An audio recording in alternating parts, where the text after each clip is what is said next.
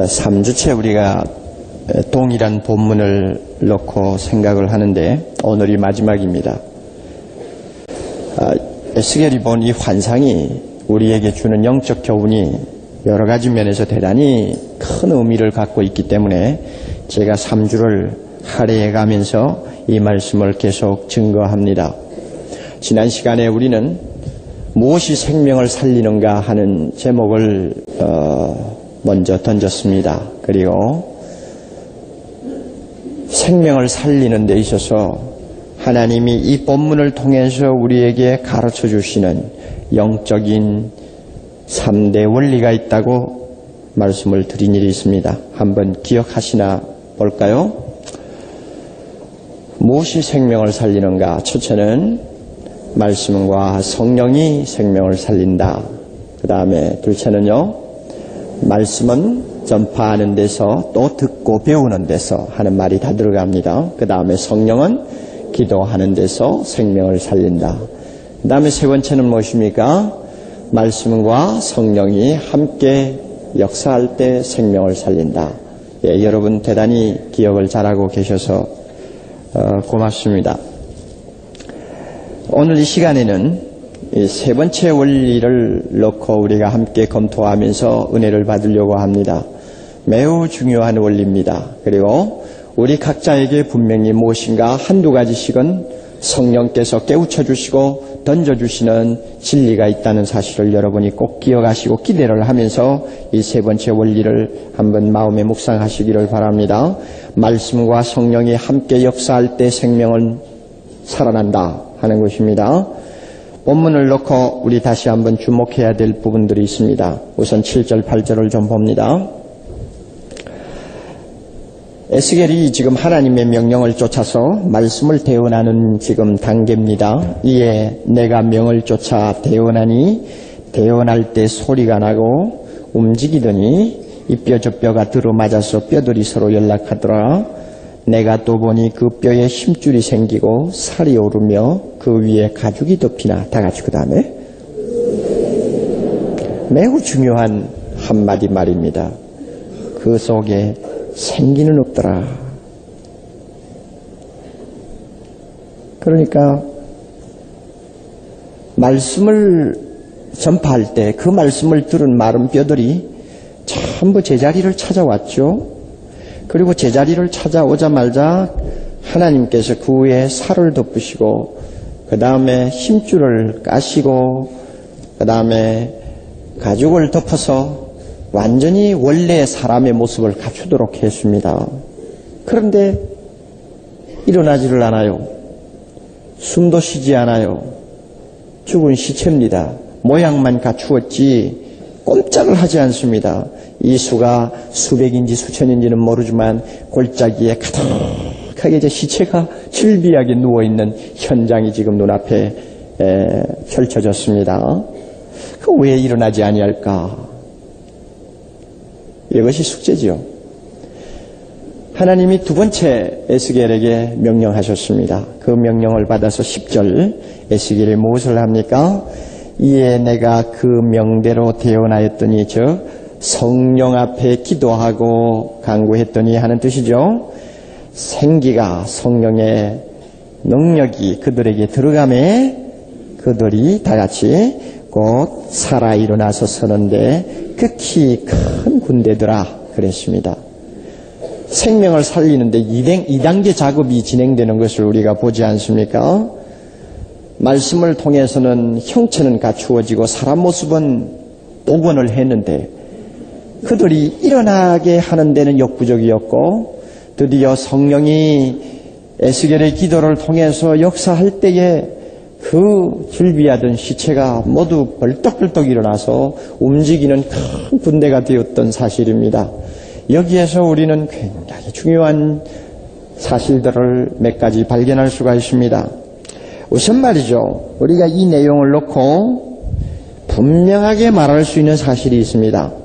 잘 들으세요. 분명히 말할 수 있는 사실 하나가 있는데 그것은 말씀 하나만 가지고는 생명을 온전하게 살릴 수 없다 하는 사실이요.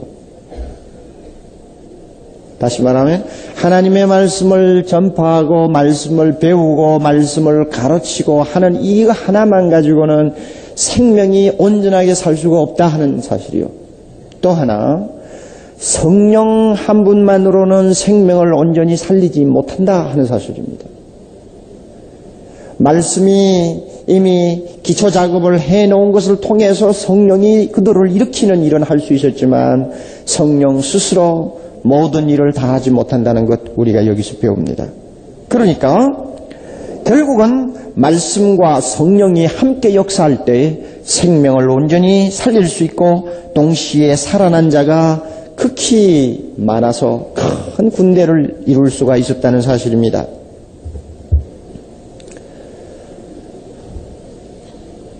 좀 내용이 조금 잊어버리기 쉬운 내용이기 때문에 제가 정리를 합니다. 말씀 하나로 뭐 하지 못해요? 생명을 온전히 살릴 수 없고, 성령 하나로 생명을 온전히 살릴 수 없고, 무엇과 무엇이? 말씀과 성령이 함께 역사할 때 생명을 일으키고 생명에게 활기를 불어넣는 역사를 가져올 수 있다고 했습니다. 우리가 이런 사실을 정리할 때 잘못하면 신학적인 논쟁에 휩쓸려 들어가기 쉽습니다. 어떤 신학적인 논쟁이냐 하면 성경 말씀은 성령 없이 단독으로 아무 일도 못하느냐 하는 이야기입니다. 성경 말씀은 그 자체가 살아있고 능력이 있다고 했는데 단독으로 일을 못하는가? 성경 말씀은 그만큼 불완전한가? 하는 질문입니다.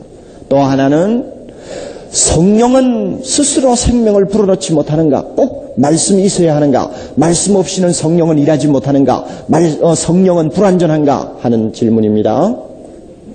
그리고 또 하나 질문은 말씀과 성령의 관계는 어떤 것인가? 하는 질문입니다. 우리가 이런 질문들 대단히 어려운 질문입니다.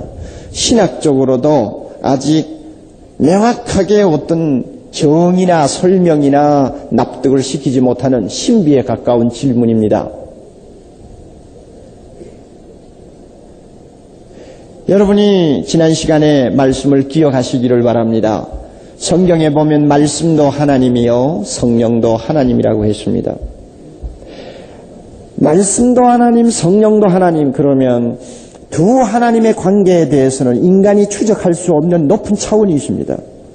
여러분이 아시는 바와 같이 예수 그리스도와 성령은 한 하나님이요 한 본체입니다. 그러면서도 또한 독립적인 인격체입니다. 어떻게 두 분이 한 분이냐 하고 묻는다면 우리는 그분에 대해서 도무지 이론적으로 정립을 못합니다. 설명을 할 수도 없고 납득을 시킬 수도 없고 정의를 내릴 수도 없습니다. 공식화시킬 수도 없습니다. 이것은 지각을 초월한, 인간의 지각을 초월한 영적 차원의 지식에 속하는 것이기 때문에 우리는 항상 부분적으로 아는 데서 만족해야지 온전한 설명을 들을 수가 없습니다. 바로 이 사실이 오늘 말씀과 성령의 관계에서도 그대로 적용됩니다. 말씀도 성령도 하나님이라고 한다면 우리는 이 두 관계에 대해서 복잡하게 이론을 전개하면 할수록 우리는 미로에 빠지고 맙니다. 인간은 탈출구가 없습니다. 받아들이고 성경에서 말씀하는 그대로 인정하는 도리밖에 없습니다.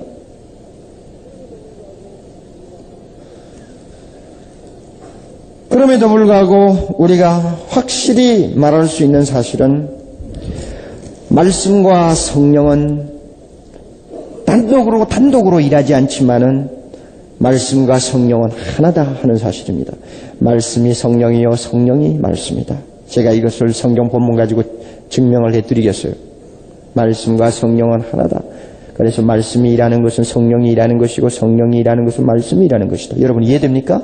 그리고 또 하나, 말씀과 성령은 둘 다 상호 보완적이다 하는 이야기입니다. 다시 말하면 서로 협력하는 관계다 그 말입니다. 말씀이 일하는 곳에 성령이 역사하고 성령이 일하는 곳에 말씀이 협력합니다. 이것은 성령이 불완전하다는 이야기도 아니고 말씀이 불완전하다는 이야기도 아닙니다. 말씀이 불완전하기 때문에 성령의 도움을 받는다든지 성령이 불완전하기 때문에 말씀의 도움을 받아야 한다는 그런 말이 아닙니다. 말씀은 그 자체가 완전하고 성령도 그 자체가 완전합니다. 그러면서도 생명을 살리는 일에 관계할 때 그리고 우리에게 영적인 생명을 공급하고 우리에게 영적 생명을 풍성케 하고 영적 생명을 재충전케 하는 이런 심오한 일을 할 때에는 말씀과 성령이 함께 협력하는 관계에서 일을 하신다 그 말입니다. 말씀이 불완전해서 그런 것도 아니고 성령이 불완전해서가 아니라 생명과 관계되는 일을 하실 때는 이 두 분이 함께 협력 사역을 한다는 사실입니다. 이것을 우리가 꼭 기억해 두셔야 됩니다. 이게 성경의 원리입니다.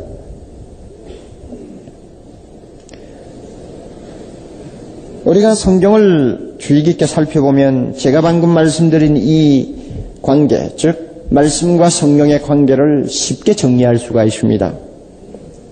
말씀이 일하는 곳에 누가 계세요? 성령이 계시고 성령이 일하는 곳에 누가 계세요? 말씀이 계신다. 그래서 말씀과 성령이 함께 역사할 때 생명이 살아나고 죄인이 회개하고 돌아오고 우리의 영혼이 살찌고 병든 심령이 살아나고 병든 심령이 고침을 받지. 어느 한쪽이든지 한 분이 결여되면 거기에는 그와 같은 역사가 일어나지를 않고 일어난다고 해도 병적이다 하는 이야기입니다. 요한복음 6장 63절을 여러분이 찾지 않아도 됩니다. 종이 제가 읽어드릴 테니까 마음에 담으세요. 요한복음 6장 63절에 살리는 것은 영이니 육은 무익하니라. 내가 너희에게 이른 말이 영이요 생명이라. 내가 너희에게 이른 말이 영이요 생명이라. 이 말씀 다시 쉽게 정리합니다. 살리는 것은 영이니, 이 말은 살리는 것은 성령이니, 성령이 살린다 그 말이에요.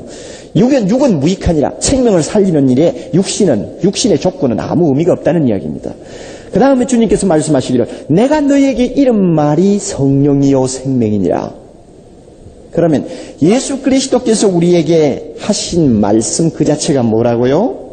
성령이요 또 뭐라고요? 생명이다. 참 놀라운 말씀이죠. 여기에서 우리가 발견할 수 있는 것은 말씀과 성령을 하나로 보고 있다는 사실입니다. 말씀과 성령을 구별하지를 않아요. 살리는 것은 성령이 살린다. 자, 내가 너희에게 이르는 이 말씀이 곧 성령이요 생명이다. 그러니까 구별하지 않습니다.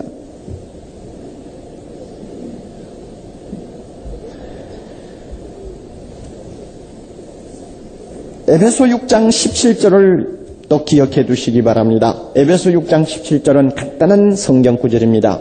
성령의 검, 곧 하나님의 말씀을 가지라 하는 내용입니다. 다시 한번 성령의 검, 곧 무엇입니까? 검이 뭐요?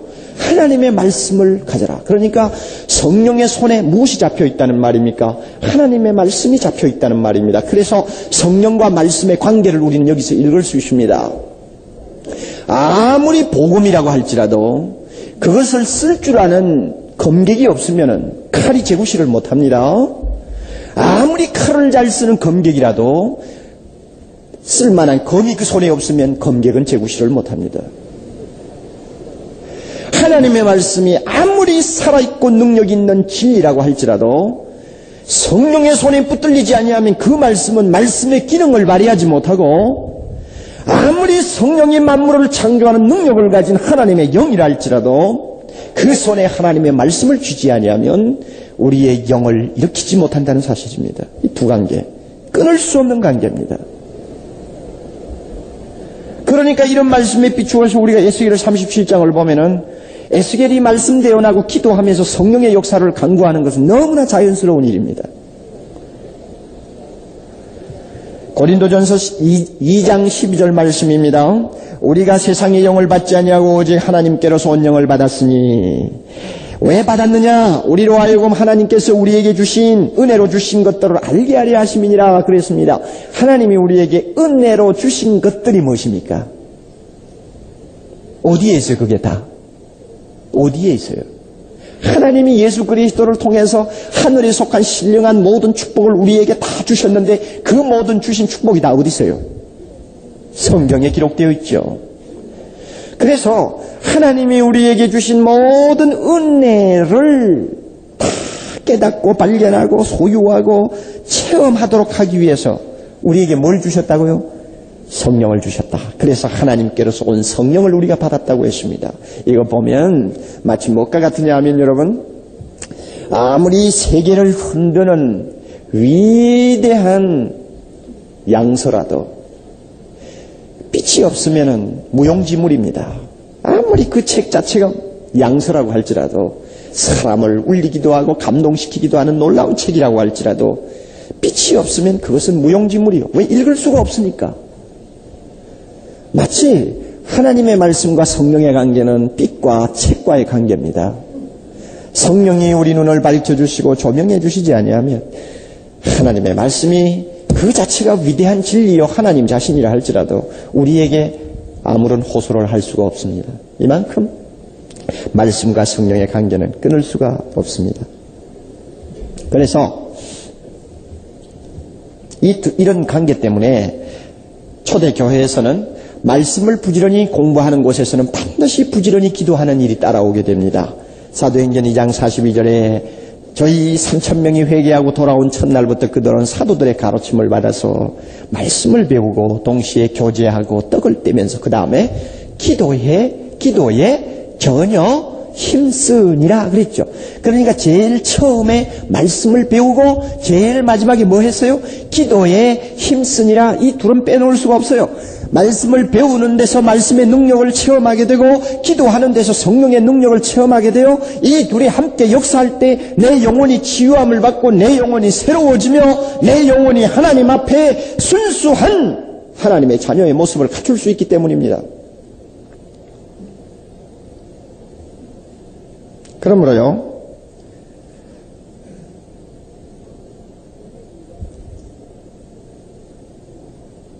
성령의 일과 말씀의 일을 우리가 구별할 수 없습니다. 만약 우리가 이것은 성령이 하시는 일이고 이것은 말씀이 하시는 일이다 하고 억지로 갈라붙이기를 좋아한다면 이것은 굉장히 어리석은 짓입니다. 말씀이 있는 곳에 누가 계세요? 성령이 일하시고, 성령이 일하는 곳에 누가 계세요? 말씀이 계신다는 것을 여러분이 꼭 믿어야 합니다. 이게 원리입니다. 그러나 오늘 우리에게 문제점이 하나 있습니다.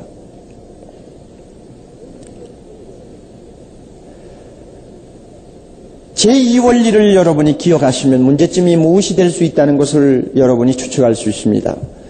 말씀은 전파하는 데서 혹은 배우고 또 가르치는 데서 생명을 살리고 성령은 기도하는 데서 생명을 살린다고 했는데 어떤 문제점이 있느냐 하면은 우리 입장에서 성령의 일을 방해할 수 있고 우리 입장에서 말씀의 일을 방해할 수 있다는 것입니다.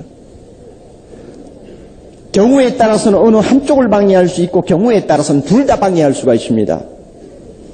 왜 그런가 하면 성령이 아무리 그 자체가 능력이 있는 하나님이라 할지라도 우리에게 역사하실 때는 우리의 기도를 통해서 역사합니다. 그러나 내가 기도 안 하면, 내가 기도하기 싫어하면 성령은 일을 못 하십니다. 왜 전능하신 성령이 그렇게 맥없이 우리가 거부하면 가만히 계시는지 모르겠어요. 또 하나님의 말씀이 살았고 능력이 있어서 정말로 모든 깊은 것이라도 다 송두리째 노출시키고 드러내는 큰 역사를 이루신다고 할지라도 내가 말씀 듣기 싫어하고 내가 읽기 싫어하고 내가 말씀 전하기 싫어하면 말씀이 제구실을 못해요. 이것이 문제점입니다. 왜 하나님께서 그렇게 하셨는지 모르겠어요. 물론 예외도 있습니다. 그러나 우리는 특별한 예외를 일반화시키는 것은 대단히 좋지 않습니다. 특별한 예외는 하나님의 어떤 경륜과 뜻에 따라서 하시는 일이니까 그것은 제쳐놓고 일반적인 원칙에서 볼 때 내가 기도하지 아니하면 성령은 일 못하시고 내가 말씀 멀리하면 하나님의 말씀은 일하지 못합니다. 이게 원칙이란 말이에요. 만약에 에스겔이 하나님의 명령을 거부해가지고 말씀을 선포하라고 하는데 가만히 입 다물고 있었다면 뼈들이 제자리를 찾아서 다시 제 모습을 갖출 수 있었을까요? 천만에요. 만약에 에스겔이 성령 앞에 기도하라고 하는 하나님의 음성을 거부하고 입 다물고 무릎 꿇지 않았더라면 그 시체들이 일어날 수 있었을까요? 천만에요. 마찬가지입니다. 왜 우리가 말씀을 멀리하고 배우기 싫어하고 듣기 싫어하고 전하기 싫어하면 말씀은 아무 일도 못하고, 우리가 무릎 꿇고 기도하고 하나님 앞에 간절히 내 자신을 기도의 제단 위에 올려놓지를 아니하며 성령이 아무리 우리를 통해서 생명을 불어넣기를 원하고 우리의 병든 것을 고치기를 원해도 아무것도 못해요. 왜 하나님이 그렇게 하셨을까? 저는 대답을 하라면 한 가지는 말하고 싶어요. 아니, 내가 듣든지 말든지 성령이 내 고집을 아주 꺾어가지고 일을 하시고, 내가 읽고 싶어 하든지 배우고 싶어 하지 않든지 간에 하나님의 말씀이 그냥 자동적으로 확확 열려서 내 눈앞에 들어오면 얼마나 좋겠어. 그런데 우리가 그것을 방해할 수 있고 거부할 수 있다. 그래서 결국은 말씀과 성령의 은혜를 멀리할 수 있다는 것은 왜 그럴까요? 제가 볼 때는 마지막 심판 때 인간으로 하여금 변명하지 못하게 하기 위해서 그런 것 같습니다. 내가 읽지 않아서 구원 못 받았고 내가 기도하지 않아서 영적으로 병들어 구원 못 받은 것이 아니냐 하고 책망할 때는 어떤 인간도 하나님 앞에 변명하지 못하도록 하기 위해 그렇게 하시는 것 같아요. 또 다른 한면에는 인격체로 만드신 하나님께서 우리의 인격을 존중하는 의미도 있습니다.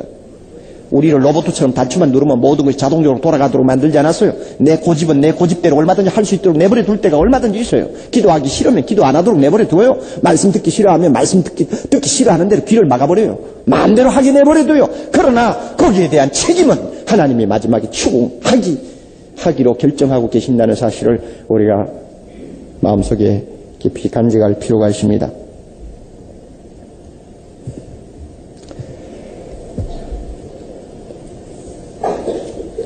우리가 대각성 전도 집회를 놓고 전도를 하지 않습니까? 전도한다는 것은 말씀을 전하는 것이거든요. 그런데 말씀을 전하기만 하고 우리가 그 일을 위해서 간절히 기도하지 아니하면 열매가 없다는 걸 여러분이 경험적으로 너무나 많이 보셨을 것입니다.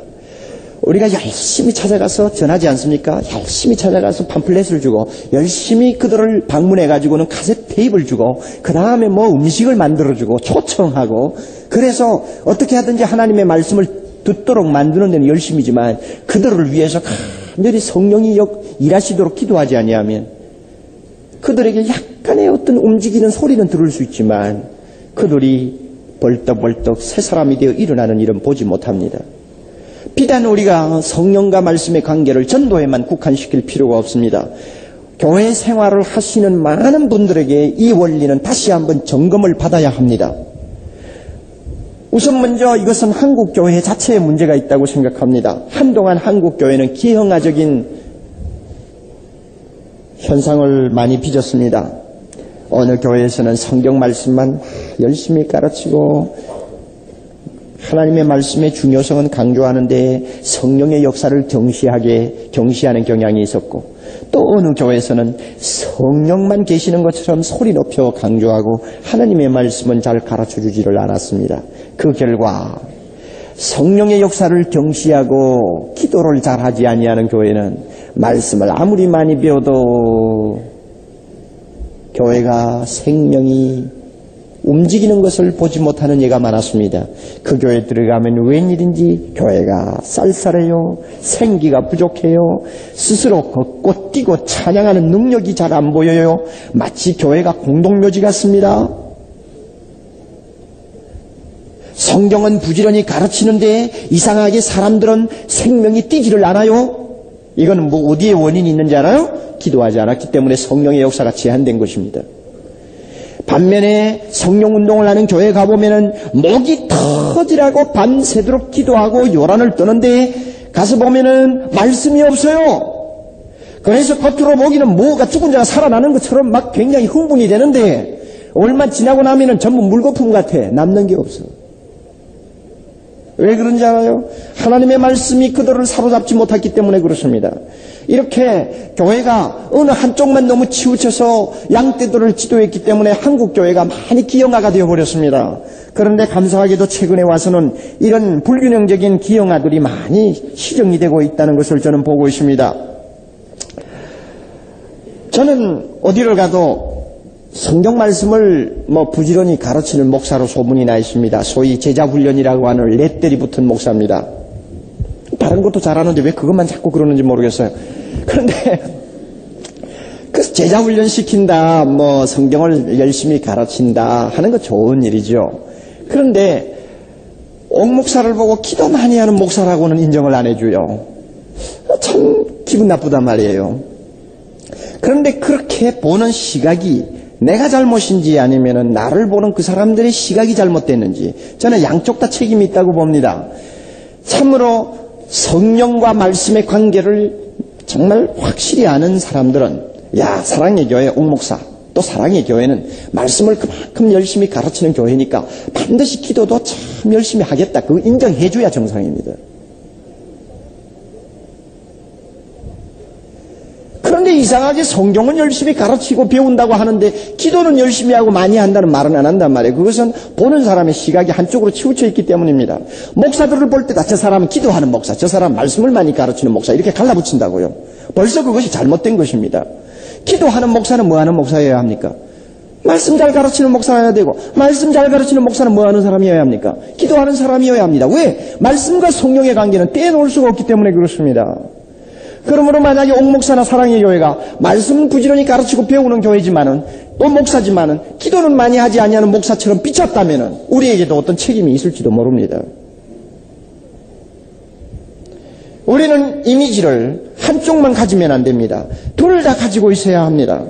말씀을 다른 교회보다도 더 열심히 배운다면 그 배후에는 은밀히 기도하는 기도의 열정이 그만큼 뜨겁다는 것을 우리는 증명해 주어야 합니다. 말씀을 열심히 배우는데 기도가 부족하다. 그것은 벌써 기형합니다.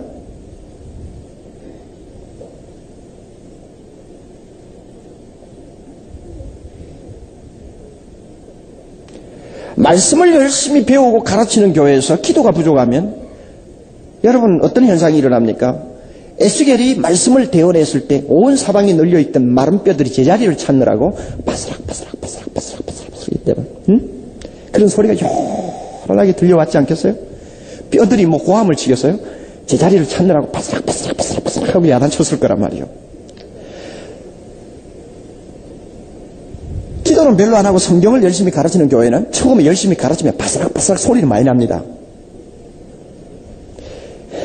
교회를 잘 안 나오던 사람들이 교회를 열심히 나오기를 시작하고 뭐 성경을 잘 안 보던 사람이 성경을 보려고 애를 쓰고 그 다음에 또 주일 되면은 그래도 시간 전에 지각하던 사람이 지각을 하지 않고 시간 전에 와서 앉아 있다든지 뭐가 바스락 소리가 나요. 그리고 집에 가면은 뭐 성경 구절을 외우고 있고 그 다음에 남편에게 뭐 성경 이야기를 좀 해주고 그래서 뭔가 좀 달라지는 모습들이 바스락 소리가 납니다. 그런데 한참 바스락 하다가 나중에 조용합니다. 뼈들이 전부 다 제자리를 찾은 다음에는 시체들이 일어나지 않고 가만히 누워있으니까 다시 정막이 그 골짜기를 덮었습니다. 기도하지 아니하는 교회는 그렇게 될 가능성이 굉장히 많아요. 제자 훈련할 때 사역 훈련할 때는 요란하게 뭔가 하는 것처럼 야단 복석을 떨다가 그 다음에 제자 훈련 딱 끝나고 나면 한 2달 지나고 나면 바싹바싹한 소리가 싹 없어져. 그게 왜 그런지 압니까? 기도가 부족했기 때문에 성령이 그 사람에게 생명을 진짜 불어넣지를 못하는 결과로 일어나는 불행한 사태입니다. 무슨 집회를 한다는 유명한 강사가 와서 말씀을 전한다 하면은 한 2, 3일 동안은 밤낮 새벽 없이 정신없이 쫓아다닙니다. 바스락 요란하지요. 그러나 그 집회 끝나고 한 일주일 지나고 나면 또 조용해집니다. 왜 그런지 알아요? 기도가 없어서 그래요.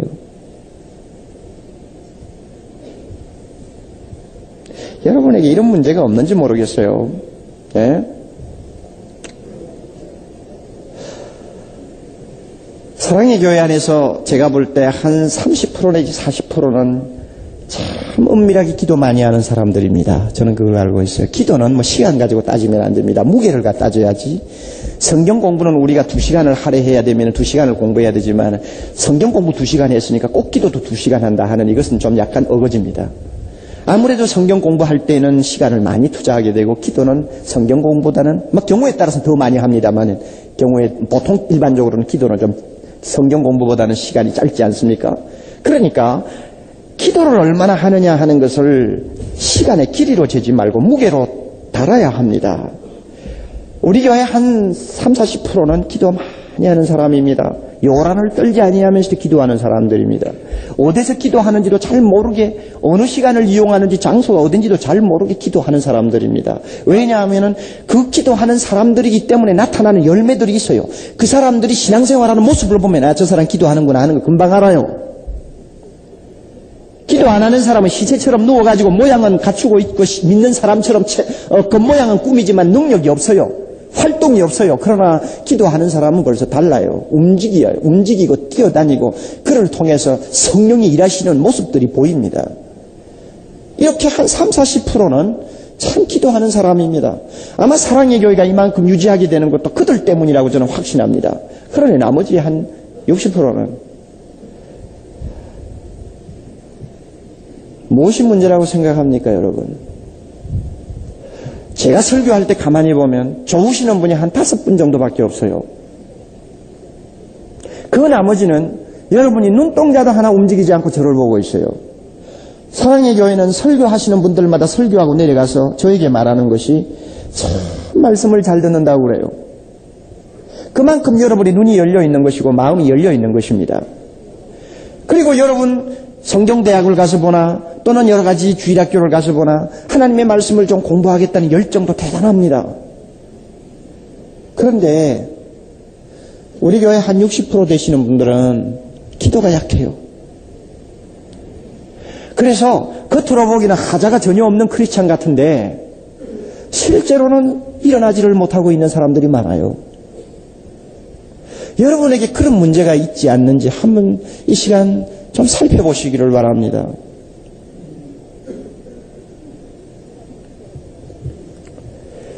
에스겔이 성령 앞에 기도하자마자 큰 군대가 되어서 일어났다고 했습니다. 군대가 무엇입니까, 여러분? 일어났다는 사람들 한번 상상해 보세요. 누웠던 자가 일어났다는 말은 제 발로 선다는 말입니다.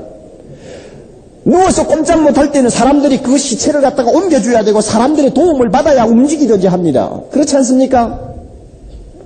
남의 도움 없이는 꼼짝을 못하는 존재입니다. 그러나 성령이 그에게 생명의 영을 불어넣자 말자 기도를 통해서 그 심령들이 하나님의 생명을 다시 공급받고 재충전받자 말자 남 도움 필요 없어요. 자기 스스로 일어서요. 자립하는 사람입니다. 성경 보라 한다고 해서 성경 보는 사람도 아니에요. 기도하라 한다 해서 기도하는 사람도 아니에요. 교회 가자 한다고 해서 억지로 끌려 나오는 사람이 아니에요. 자기 스스로 합니다.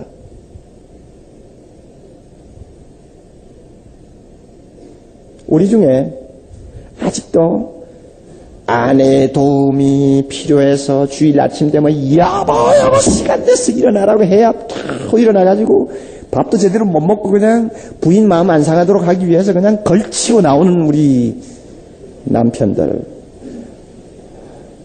무엇이 필요한지 압니까? 기도가 필요합니다. 언제까지 그러실래요? 또 이 가운데는 거꾸로 남편이 그냥 아침부터 서둘러서 법석을 떨어야 부인이 겨우겨우 따라오는 사람들. 언제까지 그럴래요? 그건 시체입니다. 하나님께서는 우리에게 그런 식으로 날마다 남에게 기대 가지고 신앙생활하는 걸 원치 않습니다. 그 어린애 짓을 언제까지 해요? 하루빨리 그와 같은 남의 도움만 의지하는 신앙생활 끝장내어야 합니다. 끝장내고 자기 발로 일어서야 되고 자기 힘으로 걸어야 하고 자기 힘으로 일할 수 있어야 합니다. 그렇게 하려면 말씀만 듣는 일에 설교만 듣는 일에 귀를 기울이지 말고 들은 말씀을 갖고 하나님 앞에 스스로 무릎 꿇고 기도하라 그 말입니다. 기도하라. 성령이 나를 일으켜 세울 때까지 기도하라 그 말입니다.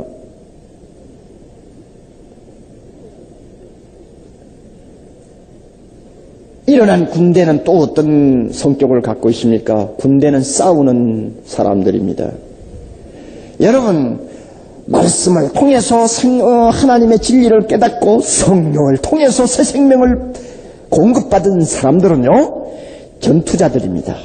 악과 싸울 줄 알고 자기와 싸울 줄 알고 세상과 싸울 줄 아는 자들입니다. 군대 치고 싸우지 않는 자가 어디 있어요?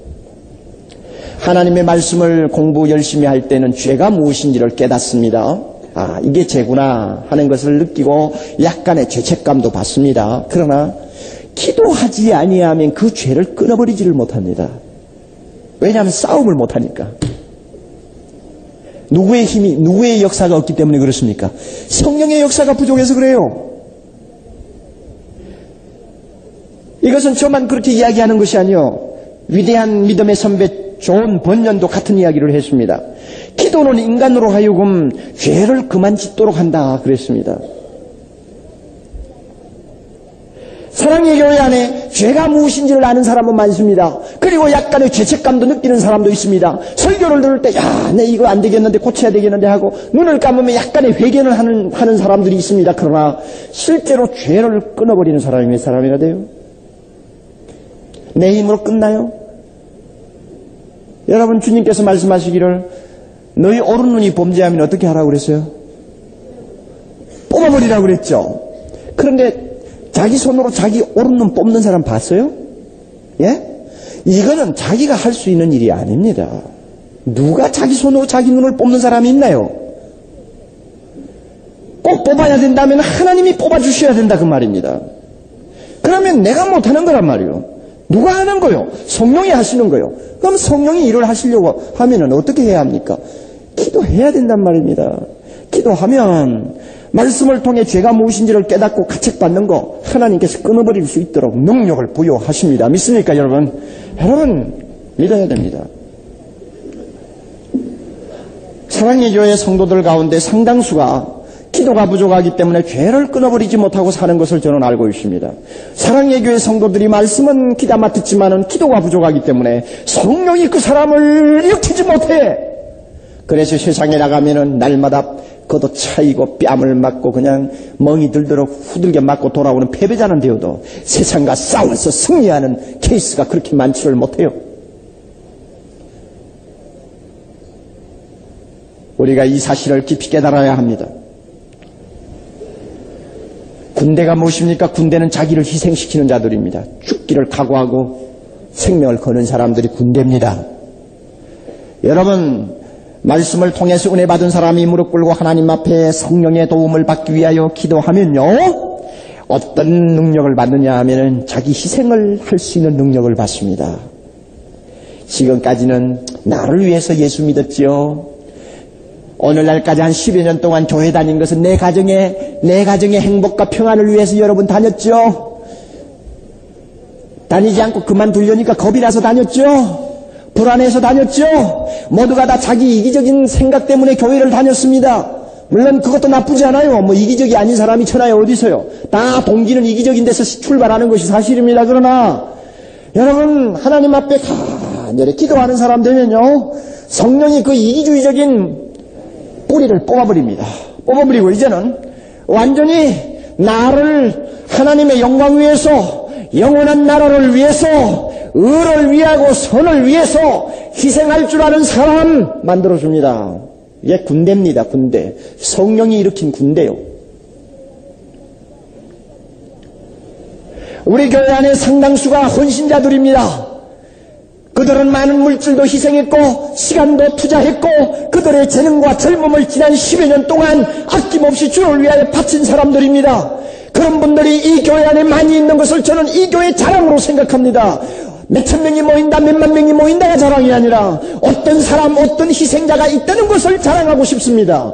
그들은 기도하는 사람이요, 기도를 통하여 그들은 생명을 불어넣음을 받았고 성령의 능력에 힘입어 그들은 자기를 희생할 줄 아는 사람들이었습니다.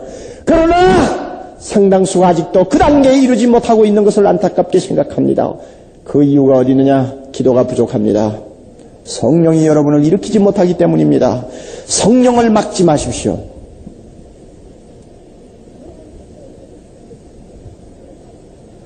여러분 각자에게 약점들이 있을 거예요. 나는 말씀은 부지런히 읽는데 기도가 부족하다.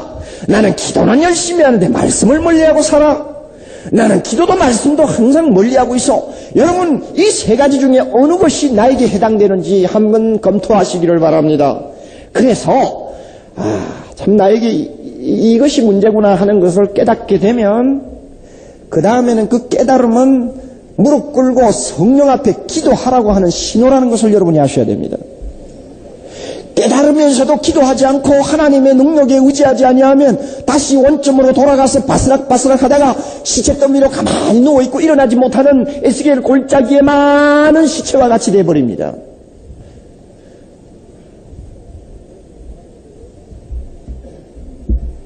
여러분을 사랑의 교회 왜 보내주시는지 압니까? 대답하십시오. 왜 보내주셨어? 교회가 없어서 여기에 보내주셨나요? 천만에요. 거리가 가까워서 여기 오셨나요? 천만에요. 요새 차 타면 뭐 거리 가깝고 멀고 가 뭐가 있어요? 옥목사가 잘나서 여러분 여기 보내주시니라 뭐가 잘나기는? 얼마든지 좋은 교회들 많이 있는데 왜 하나님께서 여기에 보내주셨나요? 이유가 있어요. 이유가. 여러분을 위한 이유가 있어요. 그러므로 이런 말씀 들을 때 나는 무엇이 부족해서 지금 아직도 내 발로 일어서지 못하고 싸우지 못하고 희생하지 못하는가? 여러분 스스로 깨달아요. 무엇이 부족한가? 말씀이냐? 성령이냐? 읽고 배우는 일이냐? 기도하는 일이냐? 어느 쪽이 나에게 부족하냐? 여러분 스스로가 살피세요.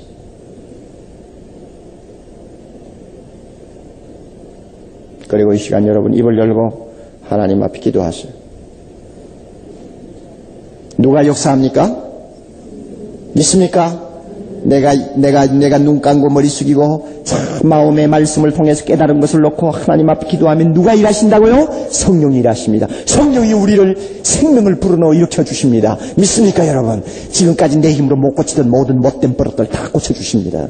나에게 무기력한 부분들을 다 새롭게 해주십니다. 이 하나님의 영이 이 교회 안에 계시고 이 하나님의 영이 말씀을 듣는 여러분에게 오늘도 모든 것을 주시기 위하여 준비하고 계신다는 사실을 믿어야 합니다. 다 같이 우리 머리 숙이십시다. 한 목소리로 기도합니다. 여러분의 마음에 깨달은 바를 놓고 성령이 나를 다시 새롭게 해달라고 기도하십시오. 그리고 겨바이어 대각성 전도 집회를 위해서 기도하시고 세미나를 위해 기도해 주시기 바랍니다. 다 같이 한 목소리로 기도합니다.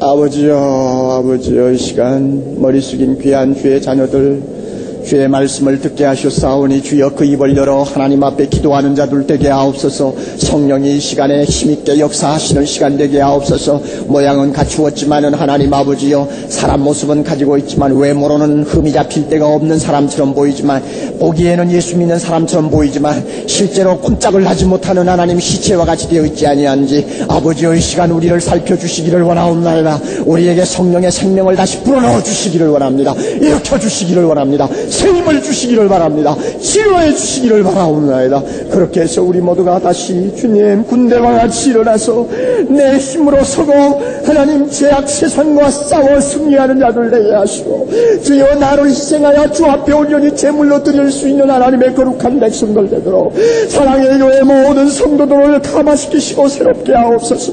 아버지 하나님 이 교회가 말씀을 듣고 말씀을 가르치는 일은 열심히 하고 말씀은 전파하는 일을 게을리하지 않았다 할지라도 만약에 기도가 부족했다면 주여 이 교회의 성령의 능력을 다시 회복시켜 주시기를 원하옵나이다.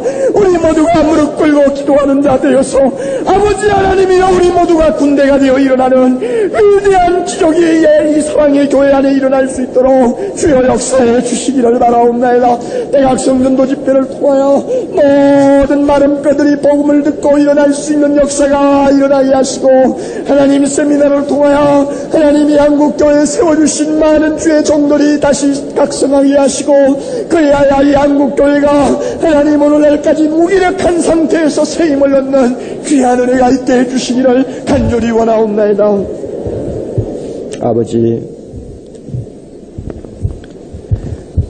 아버지 하나님 이 가운데 마른 뼈들이 있습니까? 말씀 듣게 하옵소서. 이 가운데 일어나지 못하는 시체들이 있습니까? 기도하게 하옵소서.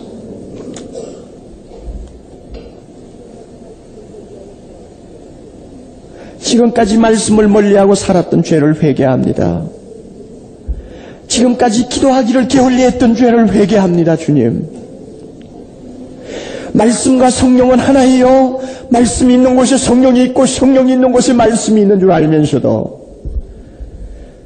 우리가 기도하며 말씀 읽고 말씀 읽으며 기도하는 삶을 살지 못했던 잘못 때문에 우리의 신앙생활이 반신불수가 되어 있는지 모르겠습니다. 주여 우리를 치료해 주시고 오늘 이 시간 말씀을 듣고 무릎을 꿇고 기도한 모든 성도들에게 성령이여 새 생명을 불어일으켜 주시기를 원합니다. 우리 모두가 군대로 일어날 수 있도록 주여 일으켜 주시기를 원합니다. 그래서 내 발로 분명히 서서 내 힘으로 신앙생활하게 하시고 주여 세상과 싸워 죄와 싸워 이길 수 있게 하시고 하나님의 나라와 영광을 위하여 희생할 줄 아는 주의 종들이 될 수 있도록 주여 우리에게 새 생명을 불어 넣어 주시옵소서. 예수님 이름으로 간절히 기도하옵나이다. 아멘.